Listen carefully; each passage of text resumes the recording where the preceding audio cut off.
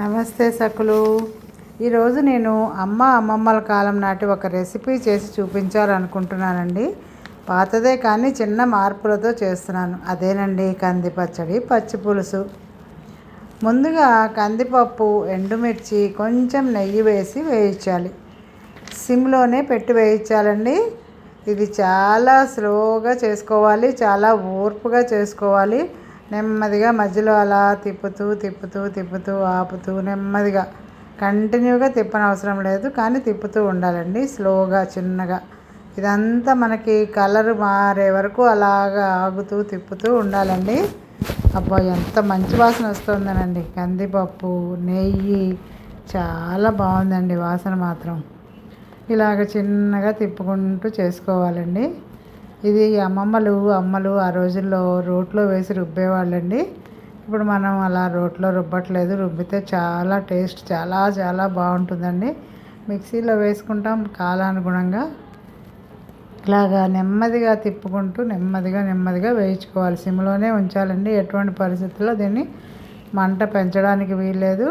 అలా మొత్తం అంతా మూకుడంతా స్ప్రెడ్ అయ్యేలాగా జాగ్రత్తగా తిప్పుకుంటూ 2 నిమిషాలు గ్యాప్తో మొత్తం మీద 6 నిమిషాలు 7 నిమిషాలు పడుతుందండి. స్లోగా అలా ఆగి మళ్ళీ నెమ్మదిగా మళ్ళీ తిప్పుకుంటూ అలా కొంచెం కలర్ మారుతుందండి. కందిపప్పు ఎర్రగా రావాలి, నల్లగా రాకూడదు. మళ్ళీ ఎర్రగా మాత్రమే రావాలి. అలా స్లోగా తిప్పుకుంటూ చేయాలి. చాలా ఓర్పు కావాలండి ఈ పచ్చడికి. ఇలాగా తిప్పుకుంటూ చేసుకుంటూ నెమ్మదిగా. స్మెల్ మాత్రం అదిరిపోతుందండి, చాలా బాగుంది. దీనిలో జనరల్గా వెల్లుల్లిపాయలు పెద్దవాళ్ళు వేసేవాళ్ళు కాదండి. నేను కొంచెం వేస్తాను రుచికి. మేము తింటాము. ఇష్టం లేని వాళ్ళు వెల్లుల్లిని అవాయిడ్ చేసుకోవచ్చు. ఈ వెల్లుల్లి వేసి నెమ్మదిగా మళ్ళీ కలుపుకోవాలండి. తర్వాత వెల్లుల్లి వేసిన తర్వాత కొంచెంగా తిప్పిన తర్వాత మళ్ళీ ఆ నెయ్యి అవన్నీ వాటికి కూడా అంటుతుందండి. ఆ వెల్లుల్లికి కందిపప్పు, నెయ్యి అన్నీ కలిసి వాసన బాగుంటుంది. దీని తర్వాత కొంచెంగా ఇందులో జీలకర్ర వేసుకోవాలండి. మా అమ్మగారు వాళ్ళు వెల్లుల్లి వేసేవాళ్ళు కాదు. జీలకర్ర వేసాక మళ్ళీ లైట్గా అన్నిటికీ ఆ నెయ్యి వాసన, ఆ పప్పు అన్నిటికీ పట్టాలండి వాసన. అలా అంతా కలిసిపోయేలాగా నెమ్మదిగా తిప్పుకుంటూ అలా ఫ్లేమ్ స్లోగానే పెట్టి చిన్నగా అలా కదుపుకుంటూ ఉండాలండి. కలర్ మారుతుంది చూసారా? కొంచెంగా కందిపప్పు కలర్ మారింది, రెడ్ కలర్లోకి వచ్చింది. చాలండి, ఈ మాత్రం కలర్ వస్తే చాలు. మరి ఇంకా ఎక్కువ రావక్కర్లేదు, మాడిపోతుంది. ఇంక ఇది పక్కన పెట్టుకొని చల్లారి పెట్టుకోవాలండి. వేగిపోయింది అది. ఇంకా స్టవ్ ఆఫ్ చేసి చల్లారి పెట్టుకోవాలి. ఇప్పుడు పచ్చి పులుసు గురించి చేసుకుందాం. పచ్చి పులుసుకి 4 పెద్ద ఉల్లిపాయలండి. ఈ ఉల్లిపాయల్లో రెండు పాయలేమో పెద్ద ముక్కలు చేసుకుంటాం అలా ఈ సైజులో. 4 ఉల్లిపాయలు, 2 ఉల్లిపాయలు ఇలా పెద్ద సైజులో కట్ చేసి పెట్టుకోవాలి. మిగతా 2 ఉల్లిపాయలనేమో సన్నగా కట్ చేసుకోవాలి. తర్వాత చేద్దాం. కొంచెం చింతపండు కూడా మనం ముందే నానబెట్టుకోవాలండి రెండింటికి. కొంచెం పచ్చడికి, కొంచెము పులుసుకి. మూకుడు పెట్టి మూకుడులో కొంచెంగా 1.5 స్పూన్ నూనె వేసుకుని దానిలో పొట్టు మినప్పప్పు కానీ, తెల్ల మినప్పప్పు కానీ, చాయ్ మినప్పప్పు కానీ ఏదైనా వేసుకోవచ్చండి. నేను ఈ పొట్టు మినప్పప్పును వాడతాను ఎక్కువ. ఒక రెండు కట్టలు అనుకోండి, పెద్ద చెంచాతో 2 స్పూన్లు వేసుకోవాలి ఆ నూనెలో పొట్టు మినప్పప్పు. తర్వాత నెమ్మదిగా వేపుకోవాలి. నెమ్మదిగా సిమ్లోనే నెమ్మదిగా వేయించుకుంటూ ఇందులోనే కొంచెంగా శనగపప్పు, కొంచెం చాలండి. పొట్టు మినప్పప్పు కానీ, చాయ్ మినప్పప్పు కానీ, తర్వాత కొంచెంగా శనగపప్పు, పచ్చి శనగపప్పు వేసి 2 వేయించుకోవాలండి. కొంచెం కలర్ మారాలి. ఇవి కలర్ మారుతుంది అనుకుంటున్నప్పుడు ఏం చేయాలంటే మనము కొంచెం మెంతులు లైట్గా ఊరికే వాసన కోసం మెంతులు వేసి అవి కూడా వేయించుకోవాలండి. అన్నీ కొంచెం రెడ్ కలర్లోకి వచ్చేదాకా వేయించుకోవాలి నెమ్మదిగా. ఇలా సిమ్లోనే ఉండాలండి మంట. హైలో పెట్టడానికి వీల్లేదు. చూడండి, సిమ్లోనే పెట్టాలి మంట. పెట్టి నెమ్మదిగా ఓర్పుగా వేయించుకుంటూ ఉండాలి. అన్నీ కలర్ మారుతాయండి, లైట్ రెడ్ కలర్లోకి వస్తాయి. ఆ కలర్ వచ్చే వరకు నెమ్మదిగా అలాగా వేయించుకోవాలి. మనం ఇందాక కంది పచ్చడికి నెయ్యి వేసాం కదండి, దీనికి నూనె వేసుకుని నెమ్మదిగా అలా కలుపుకుంటూ కొంచెం కలర్ మారేదాకా ఉంచాలండి. సిమ్లోనే చిన్నగా వేగుతాయి ఇవి. మనం వదిలేస్తే మాడిపోతాయండి, అందుకని కొంచెంగా వేయించుకుంటూ ఉండాలి. ఇవి కలర్ మారుతూ ఉన్నప్పుడు ఏం చేయాలంటే మనం ఆ పెద్దగా తరిగిన 2 ఉల్లిపాయలు వేసి తీసుకున్నాం కదండి, ఆ 2 ఉల్లిపాయ ముక్కలు కూడా ఇందులో వేసుకుని వేయించుకుంటాం అన్నమాట కలర్ మారిన తర్వాత. మరి కలర్ మారకుండా మనం ఉల్లిపాయలు వేసామనుకోండి, అవి సరిగా గింజలు వేగవు. అందుకని కొంచెం మారినాయి చూసారా. ఇప్పుడు ఏం చేయాలంటే ఒక్క సెకండ్ హైలో పెట్టి తిప్పేసుకుని, దగ్గర ఉండాలండి, వదలడానికి వీల్లేదు, గరిట తిప్పుకోవాలి. ఒక్క నిమిషం అంతా హైలో పెట్టేసుకొని మనం అలా చిన్నగా తిప్పుకుంటూ ఉండాలి. గరిట వదలకూడదండి, గరిట వదిలామంటే మాడిపోతే టేస్ట్ బాగుండదండి. మంచిగా కమ్మటి వాసన వస్తుంది, వేగుతున్న వాసన. పొట్టు మినపప్పు కదండి, చాలా బాగుంటుంది వాసన అసలు వేగుతున్నప్పుడు. అన్నిటికంటే డామినేషన్ పొట్టు మినపప్పేనండి ఈ వాసనలో. చాలా చాలా బాగుంది వాసన, మాత్రం అదిరిపోతుంది. చక్కగా అలా వేగుతుందండి, చూడండి కలర్ మారుతున్నాయి చూసారా. అలా మారే వరకు జాగ్రత్తగా వేయించుకోవాలి. ఒక్క నిమిషమే హై అండి, మిగతా అంతా సిమ్లోనే వేయించుకోవాలి. ఒక 5 నిమిషాలు పడుతుందండి మొత్తం మీద. ఇప్పుడు ఏం చేయాలంటే మనం ఆ ముందు తరిగి పెట్టుకున్నాం కదా ఉల్లిపాయలు పెద్ద ముక్కలుగా, అవి అందులో వేసేసుకోవాలండి. జస్ట్ కొంచెం మగ్గినట్టయితే చాలండి, వేగిపోవాల్సిన అవసరం ఏం లేదు. ఒక 1 మినిట్ 1.5 మినిట్ అంతే.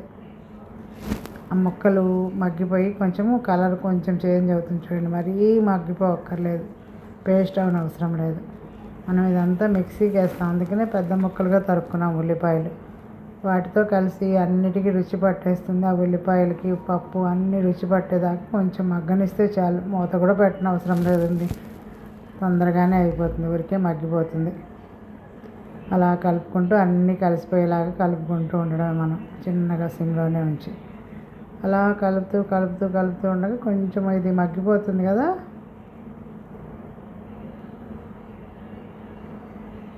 అంతేనండి, ఇంతవరకు చాలు, మరీ అవసరం లేదు ఇంకా. ఇలా మగ్గినవన్నీ తీసుకుని పక్కన పెట్టుకోవాలి, మనం చల్లారనివ్వాలి.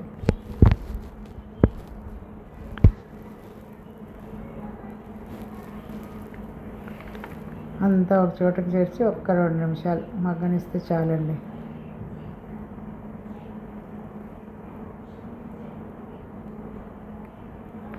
ఇలా మగ్గేదాకా ఉంచిన తర్వాత అండి దీన్ని తీసి పక్కన చల్లారి పెట్టేసుకుందాం మళ్ళీ. ఈలోపు అక్కడ మనకు కందిపప్పు కూడా చల్లారిపోతూ ఉంటుంది. దీన్ని కూడా తీసుకుని వేరే దానిలోకి తీసుకుని చల్లారి పెట్టుకోవాలి.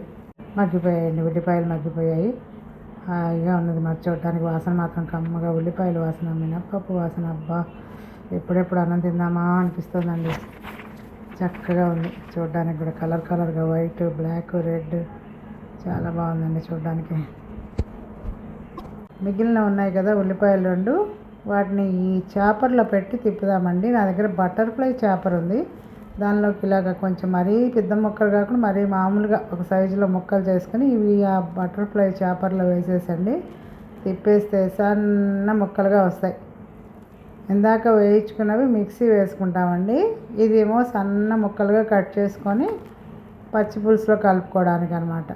మనం కట్ చేసిన దానికంటేనండి ఇందులో వేస్తే చాలా సన్నగా వస్తాయి ఉల్లిపాయలు, పచ్చిమిరపకాయలు, వీలైతే కొత్తిమీర కూడా వేసుకోవచ్చండి. అన్నీ వేసి ఈ బటర్ఫ్లై మాన్యువల్ చాపర్ అండి ఇది, దీనిలో వేసుకుని చక్కగా దానిలో వేసి ఒక 2-3 సార్లు తిప్పితే సన్న ముక్కలు వస్తాయండి హాయిగా. దీనిలో వేసేస్తున్నానండి, వేసి మూత పెట్టి, మాన్యువల్ అండి ఇది, మాన్యువల్ది, మామూలుగా లాగడమే. ఇప్పుడు కంది పచ్చడి మిక్సీ వేద్దామండి, చల్లారిపోయింది.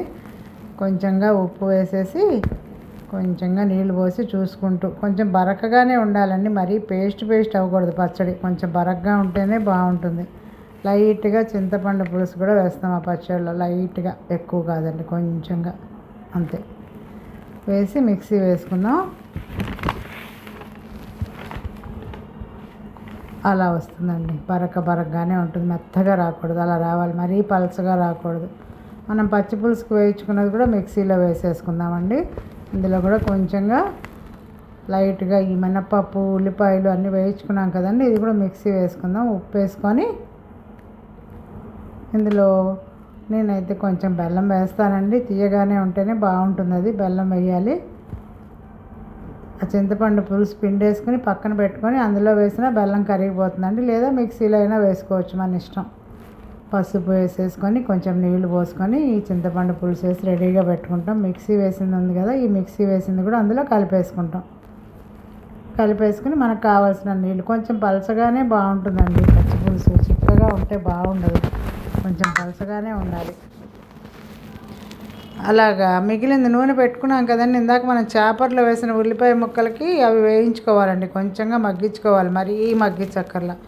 మనం చేపల్లో వేసి కొట్టినవి కొంచెంగా ఒక స్పూన్ నూనె వేసండి, చక్కగా అందులో ఆ నూనెలో ఈ సన్న ఉల్లిపాయలు చూడండి ఎంత సన్నగా వచ్చాయో చేపల్లో, భలే ఉంది. చక్కగా అందులో వేసండి, ఒక 2 minutes చాలు, ఎక్కువ అవసరంలే. 2 minutes కలిపేసుకుంటే చక్కగా కలర్ మారిపోతుంది. 2 minutes చాలండి, ఎక్కువ అవసరం లేదు. అలాగ కొంచెం దగ్గరగా వేయిస్తూ ఉండే బాగుంటుంది, లేకపోతే మాడిపోతాయి. కొంచెం కొత్తిమీర తీసుకోనండి, శుభ్రంగా కడుక్కొని సన్నగా కట్ చేసుకొని మనం దీని మీద పీట మీద పెట్టుకొని సన్నగా కట్ చేసుకుని అది కూడా పచ్చి పులుసులో కలిపేసుకోవాలండి. పచ్చి పులుసు చాలామంది చిక్కగా పెడతారు, కానీ కొంచెం పలచగా ఉంటే బాగుంటుంది, మరీ చిక్కగా బాగుండదు. అది చూడండి దాని కన్సిస్టెన్సీ ఎలా ఉందో. దానిలో ఈ ఉల్లిపాయలు వేయించుకునండి, ఇవి చల్లారిన తర్వాత కలుపుకోవాలి మనం, వేడివేడిగా కాదు. ఆ పులుసు ఏదైతే రెడీ చేసుకున్నామో దానిలో వేసుకుంటాం అన్నమాట. అలా లైట్గా మారితే చాలు, కలర్ పింక్ కలర్లోకి వస్తే చాలు, మరీ మాడక్కర్లేదు, మరీ టైం అవసరం లేదండి. 2 minutes అంతే. మొత్తం అంతా చల్లారిపోయిన తర్వాత వేగడం అయ్యాక స్టవ్ ఆపేసుకుందాం. కొంచెంగా లైట్గా వేగాలండి, ఇంకా స్టవ్ సిమ్లోనే ఉంది. చూసారు ఇప్పటిదాకా స్టవ్ ఆపేసాక చల్లారనివ్వాలి. చల్లారిన తర్వాత దీనిలో కలుపుకుంటామండి. మనం ఏదైతే రెడీ చేసి పెట్టుకున్నామో ఈ పచ్చి పులుసులోకి ఆ ఉల్లిపాయ ముక్కలు వేసేసుకుంటాం. అంతేనండి, ఉల్లిపాయ పచ్చి పులుసు కంది పచ్చడి రెడీ. చూడండి ఎలా ఉందో, కలర్ బ్రహ్మాండంగా ఉంది. చూసారు, అలా ఉండాలి, మరీ చిక్కగా వద్దు, మరీ పలచగా వద్దు, బాగుందండి. చూడండి ఎంత బాగుందో. ఇలా కంది పచ్చడి పచ్చి పులుసు కాంబినేషన్ సూపర్ ఉంటుందండి. కంది పచ్చడి చూసారా, పచ్చి పులుసు కంది పచ్చడి బరగ్గానేనండి. ఈ కంది పచ్చడి పచ్చి పులుసు మినప వడియాలు, మామూలు వడియాలు ఇవన్నీ వేసుకొని తింటుంటేనండి అబ్బా కమ్మగా తినేయచ్చు, ఎంత అన్నమైన తినేయచ్చు. మీరు కూడా చేసుకోండి ఫ్రెండ్స్, ఎలా ఉందో కామెంట్ చేయండి. Thank you.